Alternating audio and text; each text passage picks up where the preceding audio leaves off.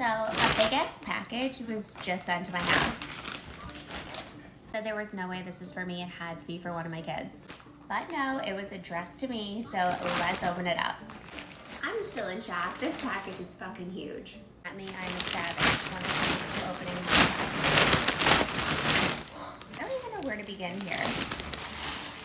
1, 2, oh my gosh, 3, 4. This package is from Karen Millen, and please take a look at this fur vest. I'm like freaking out. This is incredible. Look at these pants.